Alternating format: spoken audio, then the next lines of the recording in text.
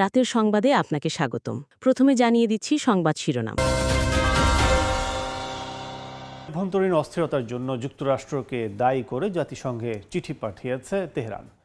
ইরানের অভিযোগ, যুক্তরাষ্ট্র ও ইসরায়েল ইচ্ছাকৃতভাবে আন্দোলনকারীদের সহিংসতা উস্কে দিচ্ছে। এই হস্তক্ষেপ জাতিসংঘ সনদের লঙ্ঘন বলেও দাবি তেহরানের। এদিকে বিক্ষোভকারীদের সৃষ্টিকর্তার শত্রু বিবেচনার পাশাপাশি মৃত্যুদণ্ডের হুমকি দিয়েছেন দেশটির অ্যাটর্নি জেনারেল। তবে এসব হুঁশিয়ারি তোয়াক্কা না করেই ইরান জুড়ে চলছে আন্দোলন। এদিকে ইরানকে স্বাধীন করতে যুক্তরাষ্ট্র সহায়তা দিতে প্রস্তুত বলে জানিয়েছে মার্কিন প্রেসিডেন্ট ডোনাল্ড ট্রাম্প। যুদ্ধবিরতি ঘোষণার পরও আলেপ্পোতে সিরীয় বাহিনী ও এসডিএফ এর পাল্টাপাল্টি হামলায় একদিন অন্তত 6 জন নিহত হয়েছেন। আহত হয়েছেন 70 জন।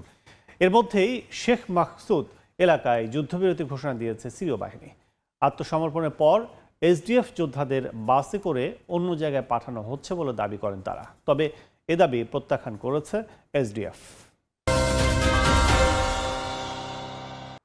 যুক্তরাষ্ট্রীয় অভিবাসন বিরোধী অভিযানের প্রতিবাদে দেশজুড়ে বিক্ষোভ ছড়িয়ে পড়েছে। আইসির কার্যক্রম বন্ধে নানা স্লোগানে মুখরিত ওয়াশিংটন থেকে শুরু করে মিনিয়াপোলিসের রাজপথ। যুক্তরাষ্ট্রে ট্রাম্পের ফ্যাসিজম মেনে নিতে রাজি নন বলে জানান অনেক বিক্ষোভকারী। চলমান বিক্ষোভের মধ্যেই মিনেসোটার ডেমোক্রেট আইন প্রণয়নের একটি দল ইমিগ্রেশন ডিটেনশন সেন্টার পরিদর্শনে গেলে তাদের ভবন ছাড়তে বলা হয়। গাজার প্রশাসনিক ক্ষমতা ছেড়ে যুদ্ধবিরতির দ্বিতীয় ধাপে যেতে প্রস্তুত বলে জানিয়েছে ফিলিস্তিনের স্বাধীনতাকামী সংগঠন হামাস।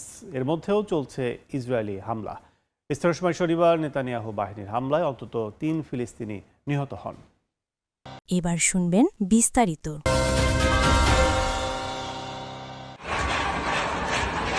ইরানের বিভিন্ন শহরে টানা 2 সপ্তাহ ধরে বিক্ষোভ চলছে। স্থানীয় সময় শুক্রবার তেহরানের সাদাত আবাদ এলাকায় জড়ো হতে দেখা যায় বিক্ষোভকারীদের। সামাজিক যোগাযোগ মাধ্যমে ছড়ানো ভিডিওতে জনসমাগম ও স্লোগানের দৃশ্য দেখা যায়। এ প্রেক্ষাপটে বিদেশ থেকে নতুন করে আন্দোলন চালিয়ে যাওয়ার ডাক দিয়েছেন ইরানের ক্ষমতাচ্যুত শাহের ছেলে রেজা পাহলাভি। শনিবার এক বার্তায় তিনি শ্রমিক ও গুরুত্বপূর্ণ খাতের কর্মীদের ধর্মঘটের ডাক দেন। পরিবহন, তেল, গ্যাস ও জ্বালানি খাতের কর্মীদের আন্দোলনে যোগ দিতে বলেন। সামাজিক যোগাযোগ মাধ্যম এক্সে দেয়া এই বার্তা দ্রুত ছড়িয়ে পড়ে। বিক্ষোভের মধ্যে ইরানের সর্বোচ্চ ধর্মীয় নেতা আয়াতুল্লাহ আলী খামেনি জাতির উদ্দেশ্যে ভাষণ দেন। তিনি জনগণের প্রতি ঐক্য বজায় রাখার আহ্বান জানান। তার দাবি, কিছু মানুষ বিদেশি শক্তিকে খুশি করতে রাস্তায় নেমেছে। তিনি মার্কিন প্রেসিডেন্ট ডোনাল্ড ট্রাম্পকে নিজের দেশের সমস্যার দিকে নজর দিতে বলেন। ইরান চাপের কাছে নতি স্বীকার করবে না বলেও জানান। এ অবস্থায় জাতিসংঘ নিরাপত্তা পরিষদে চিঠি পাঠিয়েছে ইরান। দেশটিতে চলমান সহিংসতার জন্য চিঠিতে যুক্তরাষ্ট্রকে দায়ী করেন ইরানের স্থায়ী প্রতিনিধি আমির সাইদ ইরাবানি। তিনি বলেন, যুক্তরাষ্ট্র ও ইসরায়েল বেআইনিভাবে ইরানের অভ্যন্তরীণ বিষয়ে হস্তক্ষেপ করছে। ইরানের মতে এসব পদক্ষেপ শান্তি ও স্থিতিশীলতা নষ্ট করছে। এগুলো জাতিসংঘ সনদের সুস্পষ্ট লঙ্ঘন বলেও অভিযোগ তেহরানের। চিঠিতে বলা হয়, শান্তিপূর্ণ প্রতিবাদকে সহিংসতায় রূপ দেওয়ার পিছনে বিদেশি ভূমিকা রয়েছে। এদিকে ইরানি সেনাবাহিনীও আলাদা বিবৃতি দিয়েছে। সেনাবাহিনী বিদেশি ষড়যন্ত্রের বিষয়ে সতর্ক থাকতে জনগণের প্রতি আহ্বান জানায়। বিবৃতিতে যুক্তরাষ্ট্র ও ইসরায়েলকে শত্রু হিসেবে উল্লেখ করা হয়। সেনাবাহিনী জানায়, জাতীয় নিরাপত্তা ও অবকাঠামো রক্ষায় তারা প্রস্তুত। খামেনির নেতৃত্বে সব বাহিনী একসঙ্গে কাজ করবে বলেও জানানো হয়। অ্যাটর্নি জেনারেল হুঁশিয়ারি দিয়েছেন, বিক্ষোভকারীদের সৃষ্টিকর্তার শত্রু হিসেবে বিবেচনা করা হবে এবং তাদের মৃত্যুদণ্ড দেওয়া হবে।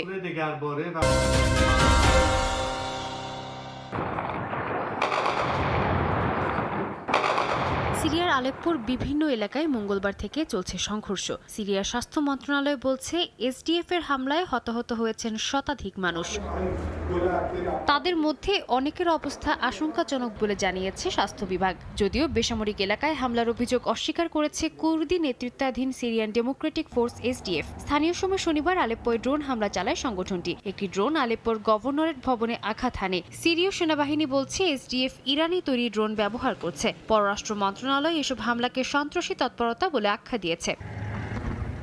এদিকে শেখ মাকসুদ এলাকায় সামরিক অভিযান স্থগিতের ঘোষণা দেয় সিরীয় বাহিনী। শনিবার বিকেল 3টা থেকে যুদ্ধবিরতি কার্যকর হয়। সরকারি বাহিনী জানায়, পরিস্থিতি ধীরে ধীরে নিয়ন্ত্রণে আনা হচ্ছে। সরকারি সূত্র বলছে, শেখ মাকসুদে বহু এসডিএফ যোদ্ধা আত্মসমর্পণ করেছে। তাদের বাসে করে সিরিয়ার উত্তর পূর্বাঞ্চলে তাবকা শহরে পাঠানো হয়েছে। একই সঙ্গে কিছু বেসামরিক পরিবারকেও এলাকা ছাড়তে দেয়া হয়। তবে এসডিএফ এই দাবি প্রত্যাখ্যান করেছে। তাদের বক্তব্য, বাসে করে যাদের নেওয়া হচ্ছে তারা যোদ্ধা নন, তারা জোরপূর্বক বাস্তুচ্যুত বেসামরিক মানুষ। এখনো কিছু এলাকায় বিচ্ছিন্নভাবে লড়াই চলছে বলে জানায় সরকার।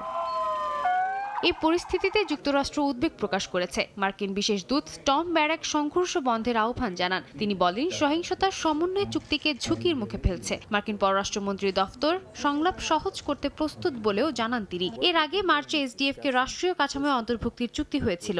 সরকার বলছে সেই চুক্তির শর্ত এখনো মানা হয়নি। আলেপ্পোর গভর্নরের দাবি, এসডিএফ চুক্তি অনুযায়ী এলাকা ছাড়েনি, বরং ওই এলাকাকে হামলার ঘাঁটি হিসেবে ব্যবহার করা হয়েছে। সরকার নিয়ন্ত্রণ পুনঃপ্রতিষ্ঠার চেষ্টা করছে বলে জানান তিনি।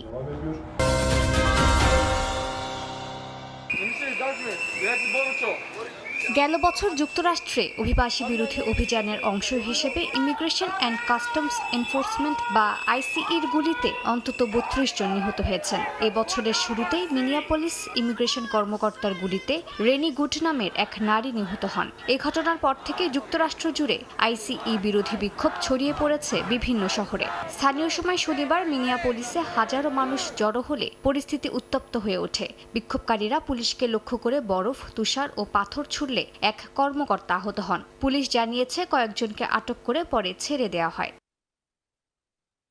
লস অ্যাঞ্জেলেসেও হাজার হাজার মানুষ অভিবাসী বিরোধী অভিযানের বিরুদ্ধে র্যালি করেন। সপ্তাহ জুড়ে অঙ্গরাজ্যটিতে প্রতিবাদ কর্মসূচি পালিত হবে বলে জানা গেছে। ফিলাডেলফিয়া অঙ্গরাজ্য বিক্ষোভকারীরা মিছিল করেছে এবং ফেডারেশন ডিটেনশন সেন্টারের বাইরে জড়ো হয়েছেন। আইসিই-কে বিতাড়িত করতে নানা ধরনের স্লোগানে মুখরিত হয়ে ওঠে রাজপথ। আন্দোলনের ঢেউ পৌঁছে গেছে শনিবার ওয়াশিংটন ডিসির হোয়াইট হাউসের সামনে। বিক্ষোভকারীরা জানান, রাষ্ট্রীয় মদতপুষ্ট হত্যাকাণ্ড, ভেনেজুয়েলা দখল আর যত্রতত্র অন্য দেশ দখলের হুমকির মধ্য দিয়ে ট্রাম্প প্রশাসন সব সীমা অতিক্রম করে গেছে। আন্দোলনে যোগ দিয়েছেন নর্থ ক্যারোলাইনার বাসিন্দারা। তারা মার্কিন প্রেসিডেন্ট ডোনাল্ড ট্রাম্পকে মানসিক ভারসাম্যহীন বলে মন্তব্য করেছেন। ট্রাম্প প্রশাসনের সব দাবি মিথ্যা। যুক্তরাষ্ট্রের নাগরিকদের বিরুদ্ধে তাদের নীতি আর আন্তর্জাতিক নীতিগুলো দেখলেই বোঝা যায় তারা ২০ শতকের ফ্যাসিস্ট সরকারগুলোর নীতি ও ছক অনুসরণ করছে। এসব আন্দোলনের মধ্যে ইলহান ওমর সহ মিনেসোটার ডেমোক্র্যাট আইন প্রণেতাদের একটি দল ইমিগ্রেশন ডিটেনশন সেন্টার পরিদর্শনে গেলে তাদের ভবন ছাড়তে বলা হয়। আইন প্রণেতারা এটিকে কংগ্রেসের নজরদারির দায়িত্বে বাধা হিসেবে দেখছেন। একই সঙ্গে প্রসিকিউটর নিহত রেনি গুডের ঘটনায় নতুন ভিডিও সহ প্রমাণ জমা দিতে জনসাধারণের সহায়তা চান তারা।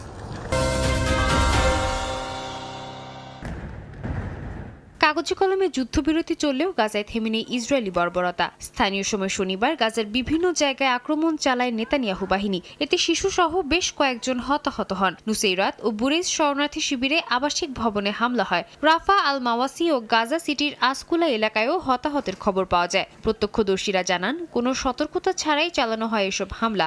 ইসরায়েলি সেনাবাহিনীর দাবি, গাজা থেকে রকেট নিক্ষেপের ব্যর্থ চেষ্টার পর এসব হামলা চালায় তারা।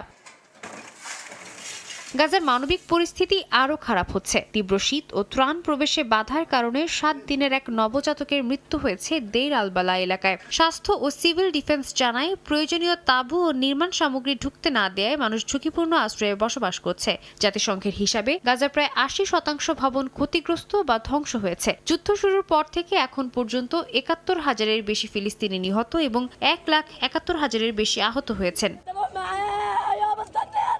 এই পরিস্থিতির মধ্যেই হামাসের রাজনৈতিক ব্যুরোর সদস্য বাসিম নাইম বলেন, হামাস গাজার সরকারি প্রশাসন থেকে পুরোপুরি সরে যেতে প্রস্তুত। তিনি বলেন, জাতিসংঘ নিরাপত্তা পরিষদে অনুমোদনের পর যুদ্ধবিরতি একটি আন্তর্জাতিক পরিকল্পনায় পরিণত হয়েছে, কিন্তু ইসরায়েলি প্রধানমন্ত্রী নেতানিয়াহু প্রতিশ্রুতি ভঙ্গ করছেন বলে অভিযোগ করেন তিনি। নাইমের দাবি, যুদ্ধবিরতি ঘোষণার পর থেকে ইসরায়েলি হামলায় শতাধিক হতাহত হয়েছে, যা যুক্তরাষ্ট্রের সম্মতি ছাড়া সম্ভব নয়।